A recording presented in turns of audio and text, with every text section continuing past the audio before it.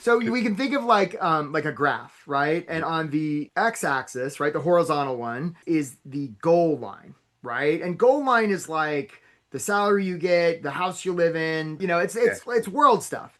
Yeah. And then on the y-axis, the vertical axis is what we can call the soul line. The bottom of that would be what I would argue would be the lowest human emotion, which is fear. It's one we Yeah. share with animals, right? Hmm. Fear, anxiety, it's all the same stuff. Right. Pessimism, it's all fear, fear, fear, fear.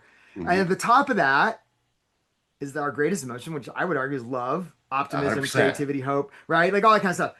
And so what happens sometimes is people will make progress along that goal line and they don't feel fulfilled because they're like, what the hell's going on? And it's because they haven't also made progress on the soul line. Now, here's the interesting news. The further we go up the soul line, it's kind of like throwing little hand grenades. Like if we're low on the soul line, we can't get a lot of angle. We can't get a lot of average on the goal line. Whereas if we go way up that soul line, we can lob hand grenades that go way far out.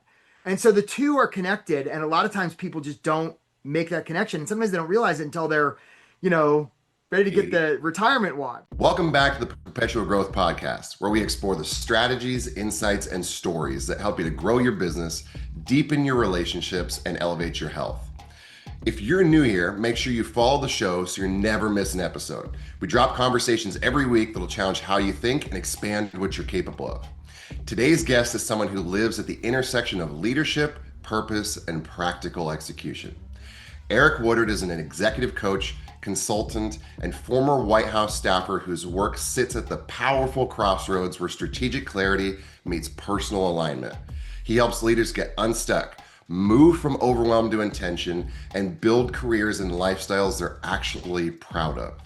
If you've ever felt stuck between strategy and soul, today's conversation is going to shake up how you think about growth. So we're going to talk about things like why so many high performers hit a quiet plateau even when things look good on paper, how to make big decisions without burning bridges or burning out, why clarity is a leadership advantage and how to create it when everything feels noisy, and the mindset shift that separates leaders who rise from leaders who stall. Eric has a rare ability to make deep topics feel practical, grounded, and immediately actionable. You're going to walk away with clarity and probably a few notes you'll want to revisit. Eric, welcome to the Perpetual Growth Podcast, my friend. It's great to have you here. Hey, it's so great to be here, Zach. And I just really want to acknowledge you for the, those topics that you talked about, like relationships and leaderships and spirituality and wellness. I mean, doesn't the world need so much more of that? And wouldn't the world be better if it had it? So I just acknowledge you for like being an advocate and a champion for all that and just talking about it, man. Yeah. It's really inspiring. Thank you. I appreciate that. In my mind's eye, one without the other, it's like it's like success without fulfillment. It's the ultimate Yeah. failure. If you have all the money in the world, but you have a dead body, what good's it gonna do, right? That's right. I Yeah. appreciate it. It's frowned upon, right? It doesn't Right. work so well. Yeah, Yeah, yeah, that's no, right. no, Yeah. not at all. Well, Eric, as I mentioned, I always love to start here because I think it really sets a tone for what actually matters. What does growth mean to you right now in this season of your life? It's such a great question, and could be a bit of an obscure reference, but you may or may not be, or your audience may or may not be familiar with the movie Defending Your Life. It's old Meryl Streep, Al Brooks movie where basically they die and go to heaven, and basically you're evaluated whether you go back or you go on to the next place based on whether you were able to conquer your fear. And so that's how they sort of evaluate. It's a really old movie, right? But they evaluate. Yeah. It's funny, but they evaluate like. And so for me, at least as I get older, right? Like that's really the definition is like how do we get? I don't know if maybe conquer is the wrong word, but how do we get? How are we and how are we getting stronger at handling our fear? Mhm. That's that's kind of the whole ball game. One could argue, but I could be Yeah. wrong. That's my take I on it. love that. I love that Yeah. idea. I mean, as soon as you said the word conquer, I got goosebumps because I'm going, do we ever conquer fear? I I think we get more efficient, maybe not efficient, effective at facing it. I'm yeah. like, but I don't know if I'm ever going to conquer it in Yeah, I totality. agree with you. It's a you know how you know when you've conquered it. You take two fingers. I don't know if you're the people listening to the podcast. They have hold up fingers, and you put them right here on your neck, And if you don't feel anything, you don't feel a pulse, that then you've conquered it because Yeah. you're dead. Yeah, you're dead. Yeah, That's a yeah, beautiful way to look at it. Uh, yeah. Eric, I mean, you have a really cool and dynamic background in history. I mean, I would love if you would just talk to the Sure. audience a little bit about your story history, where you started, and how it brought you to where you are today. I don't always like to do that because, it can be a little tedious and monotonous, but when somebody's got like everything I'm seeing and hearing from you, I'm going like, people got to hear more about this. Please talk about it. Okay. Yeah, no, I'm a definite weirdo. So I will give the not crazy long version of this. I was born in the States, but I grew up overseas. I grew up in Asia. I was, when I was a kid, I was like sort of like in the jungle. I was the only like, white kid that most people had ever seen, so they'd seen him on TV, but I was sort of like this novelty. And then when I was older, we moved to Bangkok, and that was great. I had a great time there. Went to school there, a lot of friends. And so I didn't really come to the States until I was 18 to attend college. And that was really disorienting because there was like especially like a lot of slang that I didn't know, and people would say things like elbow grease, and I'm going to like the Walmart, going up and down the aisle thinking it's some kind of special suntan lotion. I mean, all kinds of crazy stuff. And so eventually I wound up transferring college 7 times. It was really disorienting. I just had a really hard time with career stuff, really didn't know what I wanted to do. And at the end of that time, I wound up as a scuba instructor on the island of Guam. That was pretty cool. And so I spent about 10,000 hours underwater with the fish and the sun, and like it was awesome. And at one point I thought, I got to kind of get my act together here. I thought, what would be the most prestigious job I could ever have? And I thought, well, that obviously must be something like the White House. So I took out a piece of paper and hand wrote a letter, said, "Dear Mr. President, you should." I mean, this is the worst cover letter you've ever seen, Zach. I mean, this thing was horrible. I still have a copy of it. I wrote it, sent that in, and I'm like, I'm never hearing back on that. But about a month later, I was going past the Guam post office, and they came out and they're like, "Eric, you got this letter from the White House." So I opened it up, and it was an internship application. Now, I didn't know what the hell an internship was, but I was really good at filling out applications because I transferred so many times. So I filled that out, sent it in. I'm like, I am never hearing back on that thing. But that got me thinking. I applied to some grad schools, and I wound up getting into GW. I landed here in Washington, D.C. about 30 years ago, and had this big bushy island haircut. Was like dumpster diving for furniture. Bought a pair of running shoes one day. I was out running past the White House, and I thought, those White House bastards, they never even bothered to let me know about that internship thing. What's up with that? So I found a payphone. I put in a quarter. I said, "Hey, you bastards, what about that internship thing?" And they're like, "Is this Eric from Guam?" I'm like, "Yeah." They're like, "Man, we've been trying to get in touch with you. You start in the First Lady's office on Monday." I'm like, "Well, that's interesting." So I got a haircut, I bought a suit, and I showed up. And look, Zach, I don't know, you're in Lissel's politics, so please forgive me on my note managers, but this was back during the Clinton administration. I went to work for Hillary Rodham Clinton, and she was a great boss. And so I wound Wow. up as one of her interns, and like got on her staff, and then was with her for a lot of the Clinton administration in Hillary land, and then followed her to the U.S. Senate, where we represented the great state of New York. Followed her to the State Department, where I did UNESCO stuff, and then eventually I left Hillary land and became director of fellowships and internships at the Smithsonian. And sort of all during this time, I'd see people trying to figure out leadership stuff, career stuff, trying to sort out their lives, all different levels, early professionals, senior people, all different disciplines. And so after about 8 or so years at the Smithsonian, I sort of had this calling to be like, I got to start coaching people because people are just, the world is in need. And my beautiful, smart wife, sort of looked at me and our 4 kids, and she was like, our kids aren't going to starve, right? I'm like, well, I don't know, maybe. And so, but that was 5 years ago. And so I sort of took the leap. And so now I have my own coaching practice. I coach leaders. I help a lot of people find jobs, and the kids aren't starving yet. So that's good. Speaking Yeah. of growth. Winning. So that's the story, man. That's the story. What an incredible story. I mean, politics, I'm never afraid because I've got friends on both sides of the tracks. Sure. I can't stand division in the country, period. I'm like, I don't care which Yeah. side you're on. I just love people. And I think we need to Sure. think more along those lines. It's like if we understand and Sure. appreciate the other person's world, a lot of that polarity starts to dissolve. And Yeah. it just really, I mean, it doesn't mean you can't have your own standards and values and say, Yeah. this is my belief system, but it also doesn't mean we can't be more accepting of the other. And I think it's Yeah. just like, yeah, I don't want to go too far down that rabbit hole, That's but there's a okay. And couple. the only thing I'd offer there is, we're probably not as divided as people would want us to think we are. Interesting.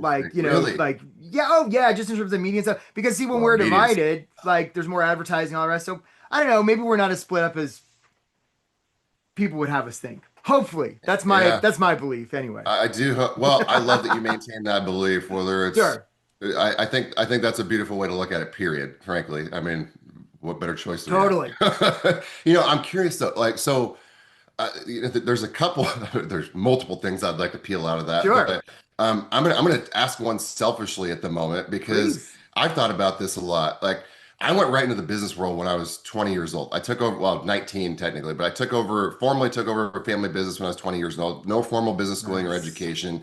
Had a major uphill battle. Just a short version, it was the company was only doing about $300,000 a year in gross revenue and was over $800,000 in debt. And this isn't a Nice. commodity-based business. But I found a way to make the business succeed. But sometimes in hindsight, I'm like, man, it would have been really cool to like ski bum it for like 4 or 5 years, or head out Mm, to some tropical island and just like kick it on the beach for a while. And I always wonder like, what would it have been like? What would that have done for my psyche? And now, as I have a daughter who's 17 mm. years old, senior in high school, the same questions coming up because she's like, Dad, all my friends, she's freaking out, honestly. She's like, Dad, all my friends, they're already applying for colleges. They know where they want Mhm. to go, what they want to do. And she's like, I don't know. She was like, I have things, I have an idea, but I don't feel like I'm ready for college. Like, what do you think I should do? And I'm Yeah. going, honey, I won't go too deep into the direction that I've given, but I do want to ask you from your experience, Yeah. scuba, 10,000 Yeah. hours, living in an island, Yeah. like, is that something, where would your mind go as your kids? How old are your kids now, if you don't mind me asking? 15, 15, 12, and 7. So yeah. Oh, wow. So I'm Yeah. right behind you. Yeah, I'm right Yeah. behind Yeah. you on yeah. Yeah. Yeah, yeah, yeah. So, I mean, just as a great example, like with your, and I imagine, are the 15-year-olds are twins, and Yeah, I boy girl imagine twins. that they're Yeah. like are they the exact same, or are they like the polar opposite personalities? Because it's usually one or the other, right? Not usually polar opposites, but they're their own people, that's for sure. Yeah. Yeah. Oh, Yeah. well, Yeah. that's a fact. Any Yeah. parent that's like, oh, I raised my kids the same, and I don't know, understand why I had such a difficult relation with them. I'm like, because they're not the same person. That's right. It's not Yeah. all up to us, right? Yeah, Yeah, that's exactly exactly. right. Yeah. But Yeah. just thinking about that, like future pacing a little bit, your kids getting closer to graduating, and they start having these kind of conversations. Maybe they already know what they want to be. Dad kind of is great at directing these sort of things. Uh, Yeah. what might your guidance be for any Oh parents yeah. with kids? Yeah, I mean, there's so much here, and I think it's changing quite a bit. And I say this as somebody who had a very distinguished career, and I actually have I didn't mention I'm a doctor. I'm actually a doctor. I hold a doctorate, so I have more freaking pieces of paper and certifications. I mean, it's very impressive, Zach. I mean, you got to, and part of just full disclosure, part of the reason I have letters after my name is so when I meet other people with letters after their name and they get all kind of snooty, I can be like, oh, you've got letters? Oh yeah, I've got that. So that's part of I mean, I sort of have a love-hate relationship with academia. I And get it. I get but it. yeah, yeah. But to answer your question, I mean, and this goes back to when I was, I've worked with a lot of early professionals too, right? Sometimes what I see happen is people will go straight from school to, a lot of times it's school, although I think that's changing. And they're like, maybe late 20s sitting there with a master's degree, and then all of a sudden they're like, I didn't go do the island thing or the Alaska thing or whatever the thing is, right? And now what sometimes they are feel obliged to do is go do that. And now they come back and they're 30 and everybody else has started their career and maybe, married and starting family stuff. And they're like sort of starting from scratch. So I'm actually kind of a big fan of people getting done with school. And I'm biased, and not everybody's like this, but I want my kids to go to school. I don't care if it earns them a dollar. For me, it's not an economic thing. It makes people fuller people. I don't care what the name of the school is. I don't even care the number of years they go to school. Right? Mhm. That's just my own bias. But to get out there and have some worldly experience. Now, I would say, and again, don't know your full story, Zach. Although I'd love is like doing what you did, that counts. Yeah. I mean, because it can be kind of an adrenaline rush to be 90 feet underwater looking at tiger sharks. Yeah. But I don't know, man. Like taking over a business that's 800 grand in debt and you making it work and like no pressure from the family. I mean, I mean, I think that counts. Yeah. But like I just, I'm a big fan of, because as we get older, like we want the big screen TV and maybe we want to get married, and just life has a way of taking off. And so I'm a fan of people doing it in the right order. Yeah, I shoulds are not, I'm not a big fan of shoulds. Shoulds Yeah. aren't so high in my book. So that's my Yeah. take. Yeah, I Yeah. totally agree with that. That's very insightful. Part of what I heard from you, what's interesting is one of the biggest things I keep telling my daughter is I'm like, honey, I don't want you to feel like you have to have the pressure to make a decision now. I mean, if you just look at the statistics, the simple data, the number of kids that go to school that graduate with a degree that actually end up in a field that is representative of that degree, and then in the That's portion of exactly that right. small portion that Yeah. are actually fulfilled and enjoying what they're doing, I'm like, most people Yeah. don't get it right to begin with. So I'm like, No. take the time. If you don't know, go explore. Go Yeah. work in the fields that you're interested in. Make sure that you 100%. do it under people that are the best in the business so you can learn how they think and what they do. But see if you can find the thing that lights you up, that gives you purpose, that gets you excited. And I'm like, if you need to take time, take time. If you want to get right into college, get into college. You want to join the military, join the military. I'm like, Yeah. whatever you want, do it. But Yeah. don't feel like there's a pressure to have to decide Right. now. And I think Right. that's a beautiful gift. So I really appreciate you sharing that because I think that's a conversation that's not had enough today. There's a lot of families that are like, you got to do this. Right. And the other thing I really appreciate what you say there, Zach, is it can change. Yeah. Like Mhm. my undergrad, I was a biology and religion major. Truth and Wow. fact, baby. Right? Yeah. I mean, truth and fact. Right. That was my Yeah. undergrad. Now, Yeah. I mean, I know a lot about biology, but have I ever used that? Not really. Yeah. Religion, like, Yeah. have I ever like? I mean, Yeah. love the spirit, and so it's like, so the thing that we have, what's the Beatles quote? Like, life is what happens when you're planning what you're going to do next, right? So whatever we think the thing is, Yeah. it's not going to be the thing. So, Mhm. um, so the You're, opportunities to explore and see what unfolds. Yeah. you're spot on. I mean, I was going to college, taking my undergraduate classes, preparing for chiropractic school, then There you take go. over the business. Only did about a year and a half of college. Yeah. That business in the health and wellness industry, which is where I thought I would stay for my life.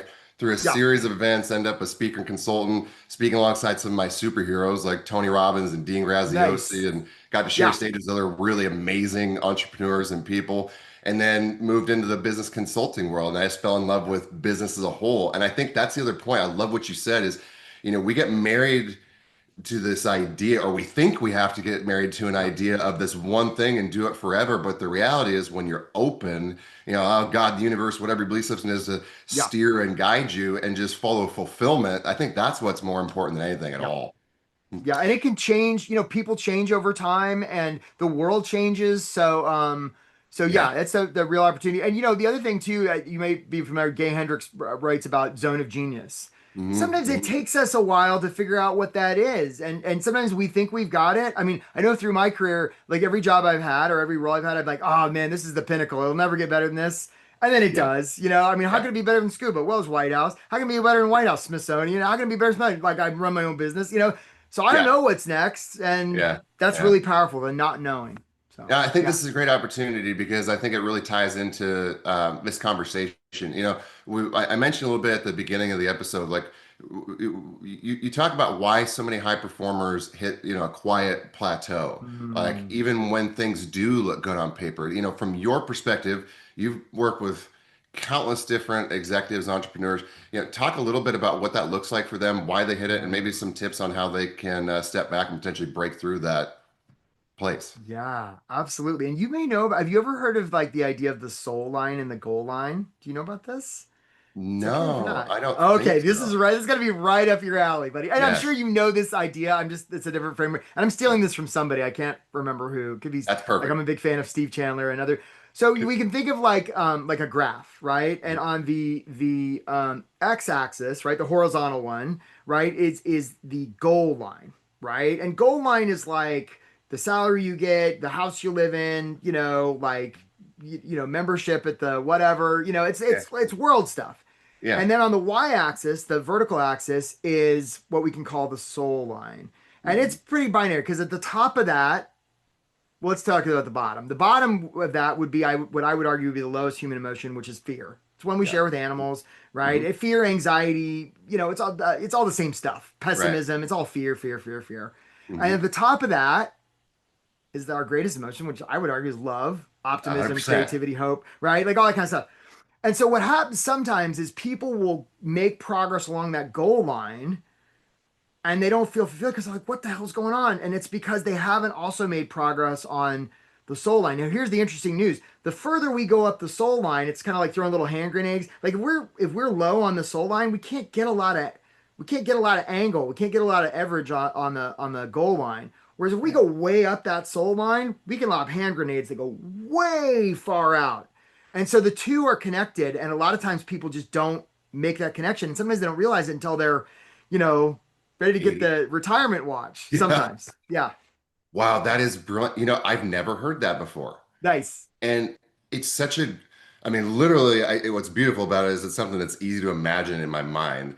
And it really does provide a great image of where, so I mean, a very objective outlook as to why so many people experience success without fulfillment or neither, which Yep. is really, really fascinating. Yep. Um, wow, gosh, thank you for sharing that. That's You're really cool. welcome. I definitely have to share that with my every one of my kids, and I continue to keep that in my I back love pocket as that. they get older. Well, so I got another piece for you to this too. Please, yeah, So, and again, I'm stealing this from I have amazing coaches, yeah. like Steve Chandler is like the Godfather coaching. He's like one of my coaches, and Carolyn Freire Jones. I've got like amazing coaches in my life. We have to. And so I'm stealing this from a lot of them and other people. So if I'm stealing this from you and you hear this podcast, which I hope you do, like, thank you. So, but there's this other idea is like the issue is never the issue, right? Hmm. So it's how we relate to it. So you and I could both jump out of an airplane, no parachute. Hmm. I am screaming for the last 2.5 minutes of my life. Ah, terrifying. You are like, what a beautiful moment. I'm flying through the sky like an effing bird, right? Hmm. Like, who in the history of humans has ever been able to experience the last 2.5 minutes of your life are like the most beautiful, the last two and a half of mine, the most terrifying. Yeah. Same fact pattern. So the issue is very often not the issue, it's how we're relating to it. So if somebody's sort of stuck in their career and they're like, my boss is a jerk, or, I'm a failure, or like fill in the blank. It really doesn't matter, or I don't have enough money. Let's say that's a fun one, right? I don't have as much money as I want. Well, it's not the number in your bank account that's making you feel that way. It's how you're relating to that number. And if Hmm. we can practice that, this is a practice, not an event, right? It's easier said than done. But if we can get stronger at just having awareness around how we relate to stuff, Yeah. we can, we can be all powerful. Yeah, yeah, It's the difference between, does life happen to you that's or does right, life happen for you? It's 100%. it's 90% how we react in the moment, the state Right, that we maintain, and only 10% the actual events. right. Every single thing that we felt like it was a world-ending event in the moment, you have survived to date. And I That's think right. that's such a powerful reframe, especially if we can really reframe and hang on to it. But you talked a little bit about like I love one thing that you mentioned was the boss. Like, I'm miserable in this state. So this is a great opportunity to peel back that onion. What would you recommend to somebody that is in a career that they're finding unfulfilling, maybe working with somebody that's absolutely can't stand? How do you make a big decision like that without burning the bridge or either burning Mm. yourself out? Yeah, it's great. Again, I'm going to steal from the great Steve Chandler here because one of my favorite things to do, and I'm going to say jerky boxes, and I just want to add the caveat: nobody's a jerk. They're Yeah. just they're just scared. They're just True, afraid. true. Like everybody's Mhm. just scared that if a boss is acting like a jerk, they're just afraid. That's it. I'm not Like saying you it's good said, or fear's bad or at the right. bottom, right? Yeah, Yeah, they're exactly. just a scared little kid inside because we don't know what's going on. It Yeah, doesn't even yeah. matter. The why, who cares? Right? And so, but what can, and this goes back to what I was saying about should, is if and when anybody in your life ever comes to you and says, you're bad, some version of that, we can always ask, I really hear you. Can I ask you a question? And they'll say, yes. What agreement's been broken here? And I'll go, huh? Mm. Well, what agreement's been broken? Well, I expected that you, oh. you had an expectation. So that sounds like you just made some stuff up. We didn't talk about it. You just made it up, Yeah, was it right? communicated? Well, was it even agreed upon? Yeah. Now we Yeah. can have requirements, right? One time I was coaching a bunch of police officers one time, and I told them about this agreement stuff. They're like, "Well, what about when somebody breaks the law?" Okay, that's a requirement as part of society, right? Okay, that's a little bit different thing. And then on the other end of the spectrum, we have assumptions. But in the middle here, there's these funky things called expectations that people they throw around this word all the time. And my kids know, right? Whenever my one time my son, his teacher got up in front of the room and said, "Well, here's what we expect." And my son raised his hand and said, "I'm sorry, I don't do those." And they were like, "Huh?" They pulled him out in the hall and they're like, "What do you mean?" And he's like, "My dad said I don't do those. So I got a call. Your son's saying we don't do expectations." I'm like, "That's right. Would you like to talk about it?" And by the end of that call, the teacher was like, "Oh." That's amazing. That is Yeah. amazing. I would have My heart loved to goes put to a that teacher. fly I on the love wall teachers. for that conversation too. Because we all live in a world where like we hear the word expectation or should, and we just think it. I mean, even like performance reviews, Yeah. like a lot of times the language is exceeded expectations, met expectations, but nobody knows what the hell I mean, it's just like this black box that we're just like, it's this thing we never talk about. Yeah. Yeah. Well, okay, so that's a great point. So why is clarity like a real leadership advantage, and how do you create it? And I would love to hear your Mm, thoughts this on two parallels. Because sure. earlier in the conversation we talked about purpose.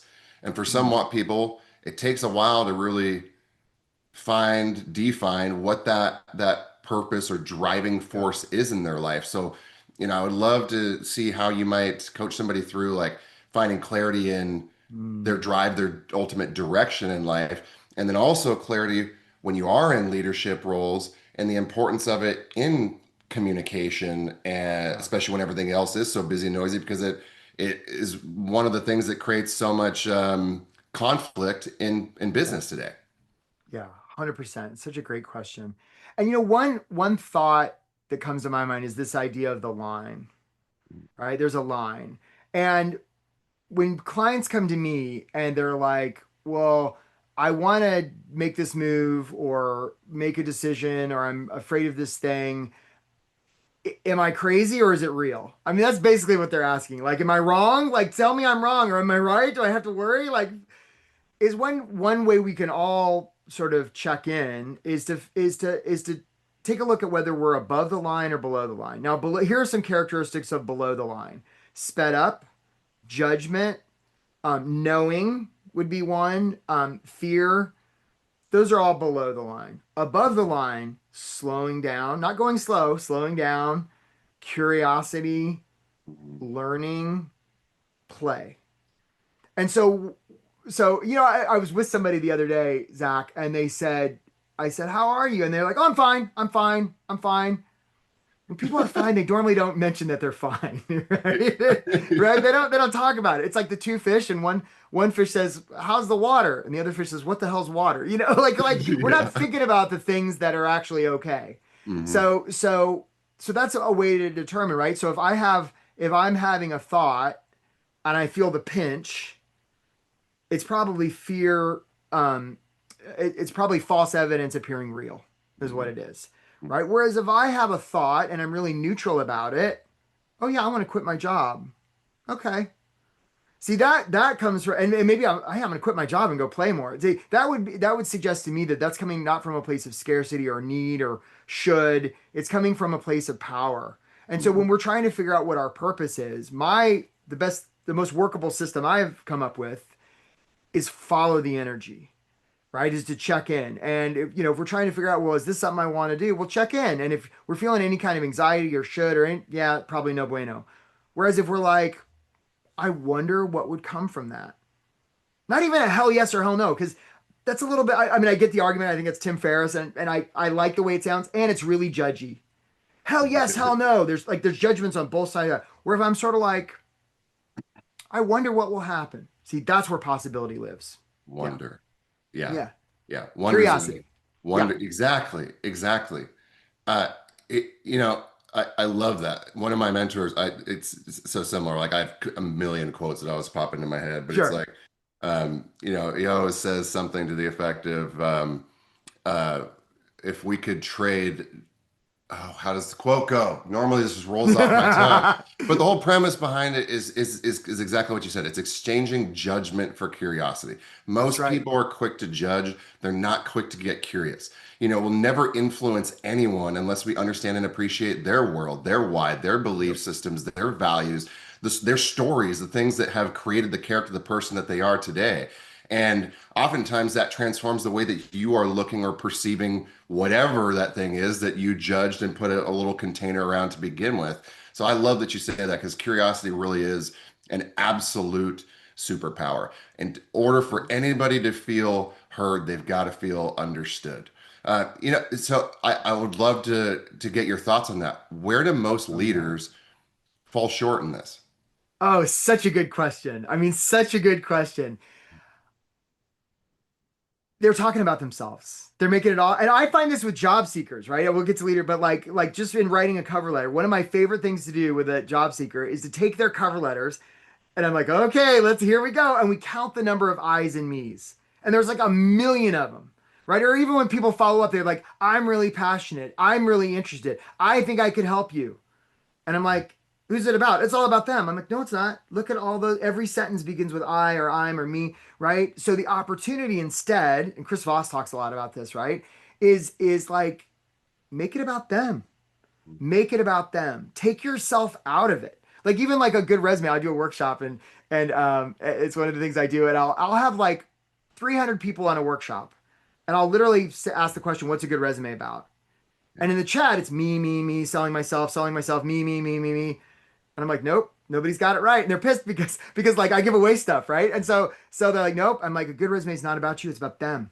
So when it Mhm. comes to leadership, I mean, we heard this idea of servant leadership. Mhm. Servants aren't about themselves, they're about them. Mhm. It's about them. And it's interesting, Zach, in school, we talked about sort of the transition between school and work. In school, it is about us. It's our cubby. It's our desk. It's our worksheet. It's our trophy. It's our transcript. It's our diploma. And yet, when we move to the working world, seasoned business people sure know it's about the customer, the client, the constituent, the shareholder.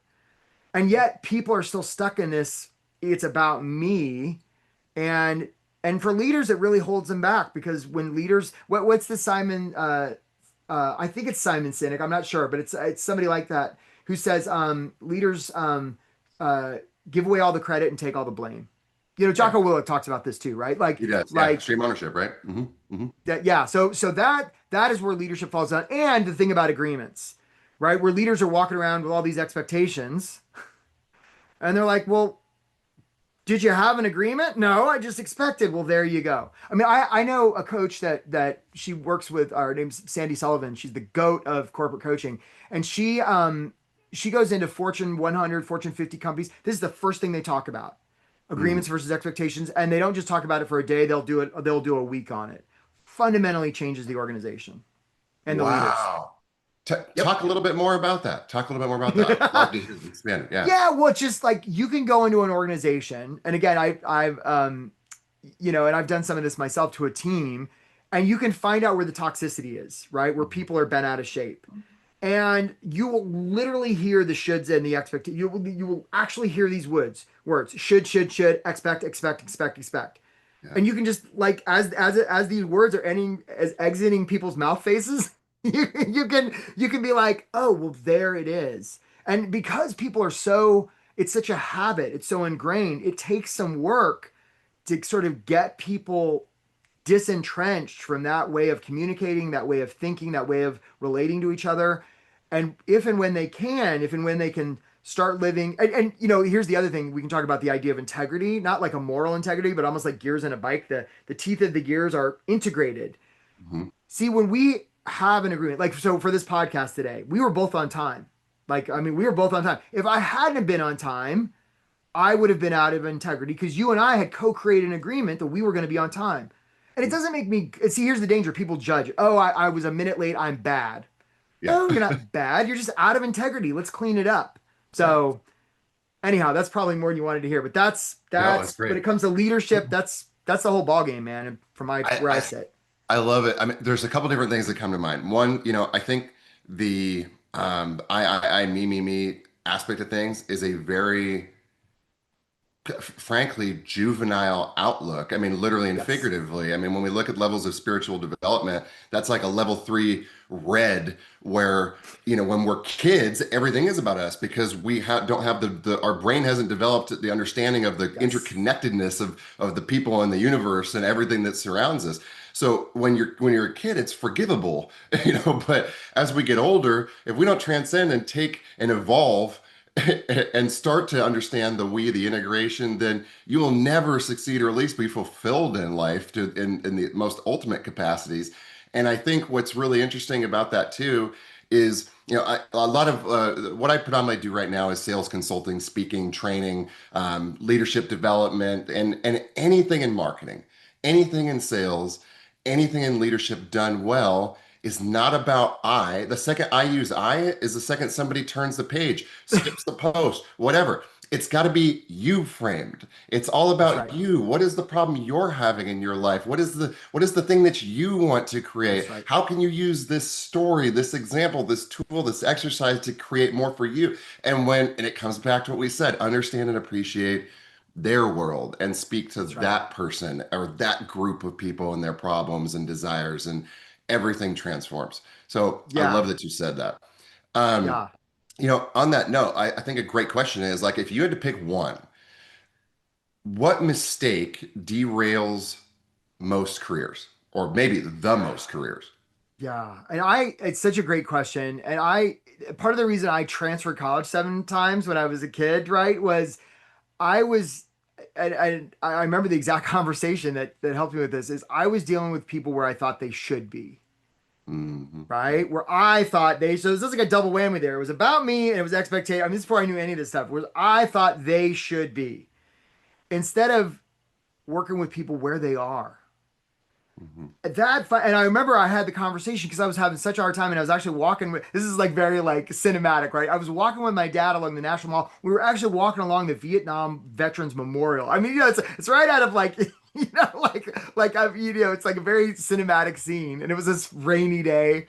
And my dad mentioned that why don't you just start dealing with people where they are? And that fundamentally changed everything for me. If as leaders or even as just in all sorts of contexts, we can deal with we can start handling people where they are. And part of it's exactly like we said. Part of that is understanding where they are, and then not telling but showing that we understand where they are. If we can do all of those things, miracles unfold, is my experience. 100%, 100%. Uh, Eric, this has been a fantastic conversation. As we, move into the close of the episode, I would Sure. love to ask you one more question. And that question is, we talked a little bit before the episode, and I'm like, I love vulnerability. I mean, I think there's more that we Mm. can learn from our mistakes, our present challenges, whatever. Like for you in business, like right now, what is something that you are struggling with in business and working through and Yeah. working to overcome? Zach, you're such a good interviewer. It's such a great question. Thank you. And this, of course, you're welcome. Like this so brings me back to like Brene Brown, right? Who's Yes, taught yes. us that the way we build trust is through vulnerability, Hmm. right? And I work with a lot of people and they're struggling in the world. I'm like, well, how many people do you know? Well, I don't know, 100. I'm like, look, you're over 30. You know at least 5,000. Okay.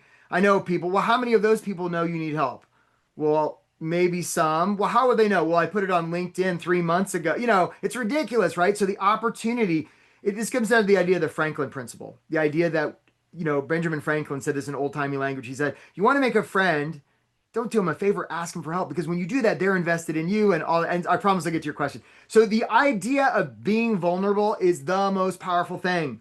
Like Yeah. if you want to get people to trust you. So stuff that I'm struggling with right now is, I mean, this is real time. Like in the last year, my business has exploded, Hmm. like 10x exploded. It's terrifying. Thank you.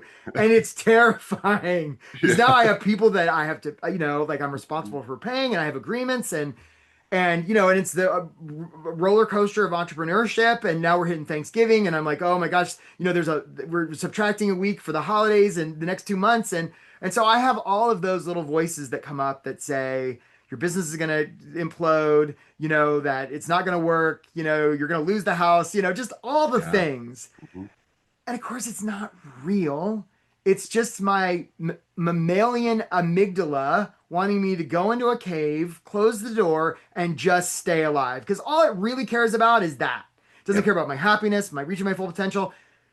We've been alive for 200,000 years, folks. Let's keep doing what we've been doing. Change is scary. So I'm there with you. Yeah, if you're struggling, like me too. Me too.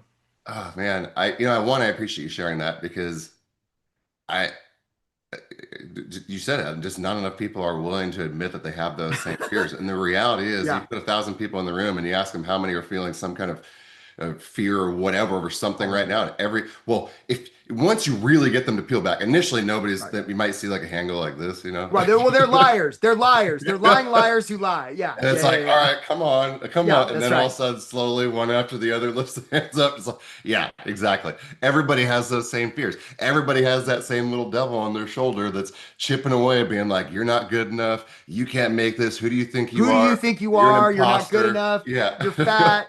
Yeah, all of it, right? Exactly. I mean, yeah. So before we wrap up today, I want to highlight a few big takeaways from today's conversation. And this is my synopsis because there was way too many golden nuggets, and it's not the exact language, but I'm going to do my best to try and bring it together. One, I think clarity is one thing I heard from Eric is clarity is a force multiplier. It's like most leaders aren't lacking strategy; they're lacking more alignment. So when we've got clarity and it grows, then complexity can shrink. Another was overwhelm is not a symptom. Excuse me, overwhelm is a symptom and it's not an identity. What I hear from you is we need to simplify and prioritize more and move. And those are some of the ways that we help break through plateaus and without burning out. And another big one that I heard that was again implied is growth requires courageous decisions. Like, whether it's saying no, whether it's setting a boundary or evolving into your next chapter, your future depends on the decisions you make today. And we've got to be willing to listen to those emotional states and what they are trying to tell us. Eric said it so many times. We feel these emotions, and most people try to fight them. But what we've got to learn to do is receive them and understand what they are trying to communicate to us. They're not there by happenstance. There to help us reflect and understand what new decision we have to make. Eric, one last question. Um, if someone was to describe your impact 20 years from now, what do you hope they would say? Oh, it's such a good question. Yeah, and I mean, just like that, you know, language like these is they've become, and again, I'm going to say the word God here, but it's whatever one spiritual reference is. It's like they've become a fully realized avatar of God. And that maybe I've helped them do that in terms of conquering their fear, sort of following their curriculum, whatever impact they're supposed to make on the world. If I can be a catalyst for that, like I'm a happy camper, man. That I floats love my that. boat. That's one of Yeah. my favorite words. I love that. If I can be that Yeah. catalyst. Yeah, Eric, Yeah. where can our listeners get in touch with you? Where's the best Absolutely. place? Yeah. Yeah, yeah. So the best place to find me is winatwork.io. And we help people get hired fast. I've got a weekly workshop. It's usually Tuesdays at noon, and we always have a great crowd and no strings, just come as you are. And also leaders in organizations. I mean, I have a lot of coaches that work for me and with me, and all the stuff we talked about in terms of leadership and agreements and expectations. If you're experiencing friction in an organization more than you want, like we can help you get that handled. So What a gift. winatwork.io, baby. Winatwork.io. What a gift. And we'll make sure that we have that link Okay. in the exact show notes so all of our listeners can find it really easily. Eric, I appreciate you. I appreciate the depth and the clarity you brought to the conversation today. You have a way of turning overwhelm into direction. And I know a lot of people needed to hear this today. If today's episode gave you something to think about, share it with someone in your world who's also chasing growth. It means the world and it helps the show reach even more people who want to elevate their business and their life. And if you haven't already, follow the podcast, leave a review, hit the subscribe button. It's one of the best ways you can support the mission and make sure these conversations keep getting in front of the people who need to hear them. So until next time, remember, growth doesn't happen by chance, it happens by choice. We'll see you on the next episode.